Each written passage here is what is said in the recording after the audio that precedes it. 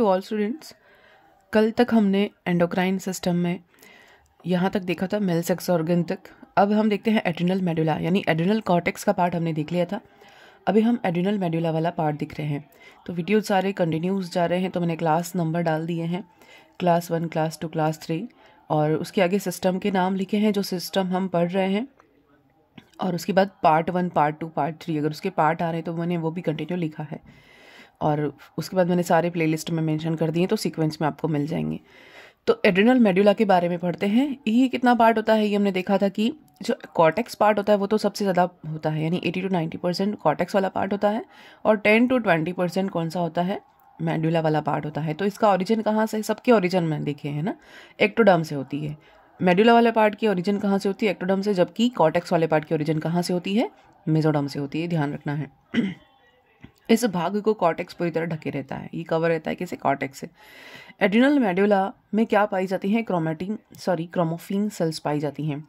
Adrenal medulla में chromaffin sales पाई जाती हैं। ये टायरोसिन अमीनो एसिड की व्युत्पन्न है। क्रोमोफिन सेल्स क्या है, टायरोसिन अमीनो एसिड का व्युत्पन्न है। और इनसे दो हार्मोन का स्राव होता है। पहला तो है एड्रिनलिन यानी एपिनेफ्रिन, और दूसरी है नॉर एड्रिनलिन यानी नॉर एपिनेफ्रिन। ये दो हार्मोन सीक्रेट होते हैं यहाँ से। फिर इन हार्मोन को ट्रिपल एफ हार्मोन कहते हैं, फियर, फाइट और फ्लाइट के लिए। एड्रिनल ग्लैंड को 4S ग्रंथि भी कहते हैं। शुगर, सॉल्ट, सेक्स और स्ट्रेस, ये चार हार्मोन, ये चार चीज़ों का रेगुलेशन कौन करता है, एड्रिनल हार्मोन। एड्रिनल मेडुला का कंट्रोल ऑटोनॉमिक नर्वस सिस्टम के हाथ में होता है, यानी एड्रिनल मेडुला का रेगुलेशन किसके पास है, ऑटोनॉमिक नर्वस सिस्टम के बारे में के हाथ में है, यानी उसके पास है। तो ये भी हमने पढ़ा हुआ है, नर्वस सिस्टम में ये हमने पढ़ लिया है। एड्रिनल मेडुला को पिट्यूटरी ग्रंथि नियंत्रित नहीं करती। ध्यान रखना है कि इसके पास, यानी इसका कोई रेगुलेशन का काम पिट्यूटरी ग्लैंड के पास नहीं होता, ये भी इम्पोर्टेंट है। फिर एड्रिनलिन या एपिनेफ्रिन के कार्य, इंक्रीज हार्ट बीट को इंक्रीज करना, इंक्रीज रेट ऑफ ब्रीदिंग यानी ब्रीदिंग रेट को बढ़ाना, increase strength of heart contraction यानी हृदय संकुचन को बढ़ाना, शर्करा के स्तर को बढ़ाना, सलाइवा सिक्रेशन को रोकना, आहार नाल में पेरिस्टाल्टिक मूवमेंट को कम करना, और घाव के भरने में देरी करता है, रक्त के स्कंदन को देर से बनाता है। तो ये सारी की सारी फंक्शन किसके हैं, एड्रिनलिन एपिनेफ्रिन के कार्य हैं। नेक्स्ट है पाइलो इरेक्शन करना, यानी कि रोंगटे खड़े हो जाना, रोम खड़े हो जाना। तो ये भी किसके कंट्रोल में है, एड्रिनल या एपिनेफ्रिन के कंट्रोल में है। एड्रिनल के सेक्रेशन से रोंगटे खड़े हो जाते हैं, क्योंकि रोम के नीचे से इरेक्टर पिलाई जो होती हैं पेशियाँ, वो संकुचित हो जाती हैं। फिर दूसरा फंक्शन क्या है, वैसोडाइलेशन, यानी कि वाहिकाओं को फैलाना। Vasodilation of brain, heart and liver muscle, तो इन तीनों की मसल्स को क्या करता है, ये फैलाने का काम करता है। फिर स्किन की ब्लड वेसल को कॉन्स्ट्रक्ट करता है। स्किन की ब्लड वेसल को तो संकुचित करेगा, और हृदय, ब्रेन और लीवर की मसल्स को डायलेशन करेगा। प्यूपिल डायलेशन, नेत्र की प्यूपिल को फैलाता है। फिर ब्रोंकाई, ब्रैंक्यूल्स को रिलैक्स करना, और श्वसनदर बढ़ाना। तो श्वसनदर बढ़ रही है तो कैसे बढ़ रही है, इनकी जो मसल्स हैं इनको रिलैक्स करेगा। तो ये सारे फंक्शन किसके हैं, एपिनेफ्रिन के फंक्शन हैं। नेक्स्ट कॉर्टिसोल, जो हमने देखा था कि ग्लूकोकॉर्टिकोइड से सिक्रेट हो रहा है, और ये एड्रिनल मेडुला कॉर्टेक्स पार्ट से रिलीज हो रहा था, है ना। तो इसको तो हमने क्या माना था, इसको हमने लाइफ सेविंग हार्मोन कहा था। ये वर्क इन शॉकिंग कंडीशन, ऐसी सिचुएशन हमारे सामने आती हैं तब कौन सा हार्मोन सीक्रेट होता है, कॉर्टिसोल या लाइफ सेविंग हार्मोन सीक्रेट होता है। ये हार्मोन व्यक्ति को तनाव से बाहर लाने का काम करता है। ठीक है, ये मैंने बीच में लिख दिया है, लेकिन अभी हम नॉर एड्रिनलिन पढ़ रहे हैं। ये तो कॉर्टेक्स वाले पार्ट का हार्मोन है, अभी हम मेडुलरी पार्ट के हार्मोन के बारे में पढ़ रहे हैं। तो एड्रिनलिन का फंक्शन क्या क्या था, वो देख लिया अपन ने। अब जस्ट सिमिलर ही होगा नॉर एड्रिनलिन का, इन दोनों में कोई ऑपोजिट वाला फंक्शन नहीं है, क्योंकि इसकी मात्रा कम होती है, उसकी मात्रा ज़्यादा होती है, लेकिन दोनों काम एक जैसा ही करते हैं। ये वैसो कॉन्ट्रैक्टर और प्रेशर को बढ़ाएगा और वेसल्स के व्यास को कम करेगा। सिर्फ एक ही फंक्शन इसका ऑपोजिट है कि ये वैसो डायलेशन कर रहा था, ये वैसो कॉन्ट्रैक्ट का काम करेगा। ठीक है।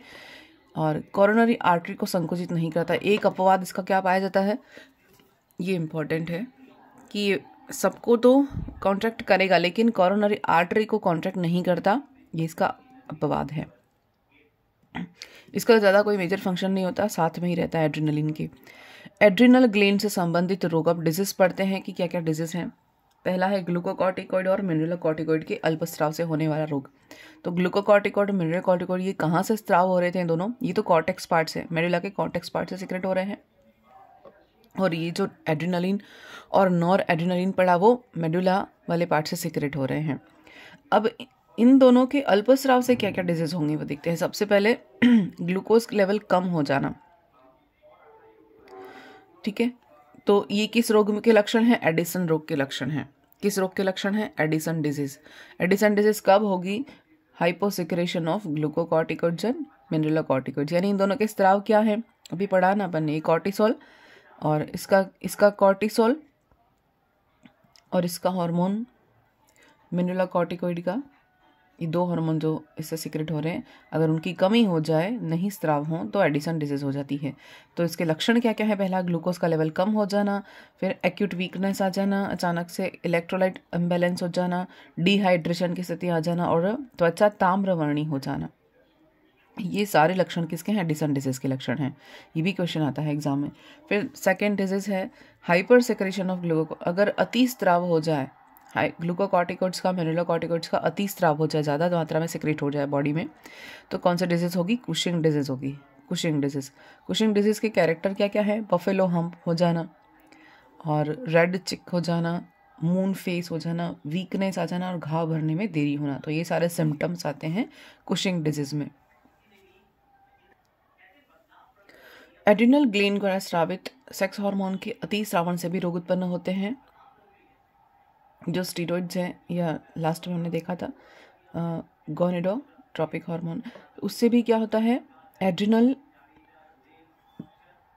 गायनेकोमेंशिया या गायनेकोमेटिज्म हो जाता है और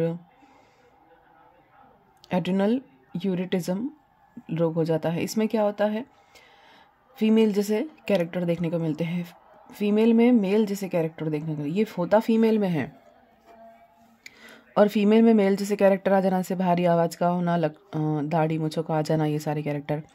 और गायनेकोमेटिज्म में क्या होता है, मेल में फीमेल कैरेक्टर आ जाना। तो ये दोनों डिजीज कैसे होंगी, जो थर्ड वाला हार्मोन था उस हार्मोन की अति स्राव से ये डिजीज हो जाती है। थर्ड हार्मोन कौन सा पढ़ा था अपन ने, कॉर्टेक्स पार्ट्स के जोना रेटिकुलेटा से हार्मोन स्रावित हो रहे थे, जो स्टेरॉइड हार्मोन, वो। अब है पैनक्रियास। पैनक्रियास दूसरी हमारे पास ग्लैंड है जो कि एंडोक्राइन की तरह और एक्सोक्राइन की तरह दोनों की तरह काम करती है, इसलिए इसको क्या कहते हैं, मिक्स्ड ग्लैंड कहते हैं। तो एक्सोक्राइन तो 99% होती है और एंडोक्राइन डाइजेस्टिव सिस्टम में भी पढ़ा अपन ने, और एंडोक्राइन होता है ओनली 1%। इसका काम क्या होता है, ये पैनक्रियाटिक जूस सिक्रेट करने का काम करता है, ये वाला पार्ट। और इस वाले पार्ट से क्या होता है, अल्फा बीटा और गामा सेल्स का सिक्रेट जो होती हैं वो अपने अपने हार्मोन रिलीज करती हैं, जो बहुत इंपॉर्टेंट फंक्शन करती है। जैसे अग्नाशय का अंतःस्रावी भाग अनेक कोशिकाओं के समूह से निर्मित है, जिसे लैग्रेंज की द्वीपिकाएं कहते हैं। कितनी होती हैं, 1 से 2 मिलियन तक की होती हैं कोशिकाएं, और होती कम है लेकिन ओनली 1% ही होती हैं। इन समूहों में 4 प्रकार की सेल्स होती हैं, पहला अल्फा बीटा, डेल्टा और पीपी सेल्स। ये भी उधर भी पढ़ा था अपन ने। अल्फा सेल्स क्या रिलीज करेंगे, ग्लूकागोन हार्मोन रिलीज करेंगे। Beta cells insulin hormone secrete करेंगे। डेल्टा सेल्स सोमेटोस्टेनिन सिक्रेट करेंगे और PP cells pancreatic polypeptide hormone है, लेकिन इसका फंक्शन अभी तक ज्ञात नहीं है। फर्स्ट देखते हैं अल्फा सेल्स। अल्फा सेल्स जो है ग्लूकागोन हार्मोन का सिक्रेट कर रही हैं और हाइपरग्लाइसेमिक हार्मोन है। ये कौन सा हार्मोन है, ये हाइपरग्लाइसेमिक हार्मोन है। ये कोशिकाएं जो हार्मोन स्राव कर रही हैं इसको क्या कहते हैं, हाइपरग्लाइसेमिक हार्मोन। हाइपर यानी अधिक, है ना, और शर्करा के स्तर को क्या करेगा, ये शरीर में हाइपर करेगा, बढ़ाएगा ग्लूकागोन, ठीक है। इसकी प्रेजेंस में शर्करा का स्तर कैसा हो जाएगा, बढ़ेगा। और ग्लूकागोन हार्मोन जो है वो ग्लाइकोजेनोलाइसिस को प्रेरित करता है, ग्लाइकोजन को ग्लूकोज में कन्वर्ट करने का काम करता है, इसलिए ग्लूकोज का लेवल बढ़ जाएगा, ठीक है। ग्लूकोनेओजेनेसिस को प्रेरित करता है और अमीनो एसिड या फैटी एसिड से ग्लूकोज का फॉर्मेशन होना, ये क्या कहा जाता है, ग्लूकोनियोजेनेसिस कहा जाता है। लिपोलाइसिस को प्रेरित करता है, यानी लिपिड को ब्रेक डाउन करेगा। अब नोट क्या है, ग्लूकागोन इंसुलिन के विपरीत कार्य करता है। इंसुलिन जो है वो क्या करेगा, ब्लड शुगर लेवल को कम करने का काम करेगा, और ग्लूकागोन क्या करेगा, ब्लड शुगर लेवल को बढ़ाने का काम करेगा। बीटा सेल्स इंसुलिन हार्मोन ये सिक्रेट करती हैं, एक्सट्रैक्ट बाय बेंटेक एंड बेस्ट, ये साइंटिस्ट के नाम याद रखने हैं। मॉलिक्यूलर स्ट्रक्चर क्या है, किसने दिया था, सेंगर ने दिया था, और नाम भी किसने दिया, सेंगर ने दिया है। इंसुलिन 2 पॉलीपेप्टाइड चेन का बना हुआ है, chain A chain B. Chain A में कितने अमीनो एसिड्स हैं, 21 अमीनो एसिड से बना है। चेन बी कितने अमीनो एसिड्स बना है, 30 अमीनो एसिड से बनी है। ये इंसुलिन का स्ट्रक्चर है। ये दोनों जन आपस में डाइसल्फाइड बॉन्ड द्वारा जुड़ी रहती हैं। इंसुलिन को कोड करने वाली जीन मानव में 11वें गुणसूत्र पर होती है। सभी को पता है, पढ़ा होगा कि 11वें गुणसूत्र पर इंसुलिन को कोड करने वाली जीन प्रेजेंट रहती है मानव में। इंसुलिन शर्करा के लेवल को कम करेगा। इंसुलिन ग्लाइकोजेनोलाइसिस को संदमित करता है, यानी ग्लाइकोजन के विखंडन को रोकेगा। इंसुलिन ग्लूकोनियोजेनेसिस को संदमित करता है, ग्लाइकोजिनोलाइसिस को भी संदमित करेगा, ग्लूकोनियोजेनेसिस को भी संदमित कर देगा, यानी अमीनो एसिड से ग्लूकोज नहीं बनाता। इंसुलिन ग्लाइकोजेनेसिस को प्रेरित करता है, यानी ग्लूकोज को ग्लाइकोजन में कन्वर्ट करने का काम करेगा। इंसुलिन की प्रेजेंस में क्या होगा, जो एक्स्ट्रा ग्लूकोज हमारी बॉडी में है वो किस में कन्वर्ट हो जाएगा, ग्लाइकोजन में कन्वर्ट हो जाएगा। इंसुलिन की कमी से ही क्या होता है, डायबिटीज मेलाइटिस रोग होता है। फिर लिपोजेनेसिस क्या होता है, लिपिड फॉर्मेशन को इंड्यूस करना। जेनेसिस मतलब होता है बनाना, लिपिड फॉर्मेशन को इंड्यूस करना। फिर प्रोटीन सिंथेसिस को प्रेरित करता है, ये क्या करेगा, प्रोटीन सिंथेसिस को प्रेरित करेगा। इंसुलिन के अल्प स्राव से होने वाले डिजीज, इंसुलिन अगर कम हो जाए तो क्या होगा, डायबिटीज मेलाइटिस रोग होगा। डायबिटीज मेलाइटिस जो डिजीज है वो शुगर के ये इंसुलिन की कमी से होती है, ठीक है। हाइपरग्लाइसेमिक सिचुएशन, हाइपरग्लाइसेमिक में क्या होगा, शरीर में शर्करा की जो मात्रा है वो बढ़ जाएगी। फिर कीटोन बॉडी में अधिक मात्रा में बनने लग जाएंगी, जो यूरिन से सिक्रेट होने लग जाएंगी। और पोलीयूरिया, ये फास्टिंग की सिचुएशन में होती है या बहुत अधिक मात्रा में प्रोटीन की खाने से होती है। पॉलीयूरिया, यूरिनेशन ज़्यादा हो जाता है। ये सारी जो है सिम्टम्स वो मेलाइटिस में होते हैं, ये सब होता है, ठीक है।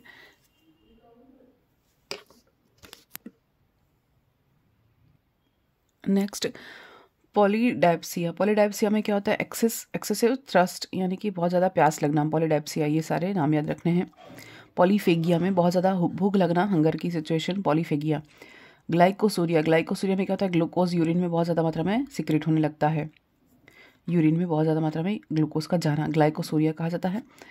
और घाव धीरे से भरना, फिर किडनी से संबंधित विकारों का उत्पन्न हो जाना, और नेत्र ज्योति का कम हो जाना, ये सारे सिम्टम्स किसके हैं, डायबिटीज़ मेलाइटिस की, ठीक है। अब देखते हैं जो डेल्टा सेल है ना, वो somatostatin. Delta cells alpha beta cell के द्वारा स्रावित होने वाला हार्मोन का नियमन करना, रेगुलेशन करना अल्फा और बीटा सेल्स का, ठीक है। फिर है पैनक्रियाटिक पॉलीपेप्टाइड, पीपी हार्मोन जो था वो उसका एक्सोक्राइन ग्लैंड का नियमन करता है ये। तो अल्फा सेल्स 25% होते हैं, परिधिवर्षित होती है। बीटा सेल्स 60 to 65% सेल्स होती हैं, इनका भाग होता है, मध्य में स्थित होती हैं, लीवर सेल पैनक्रियास सेल के। और डेल्टा सेल्स 10% होती हैं, ठीक है। ये सारे अपने पास हो गए।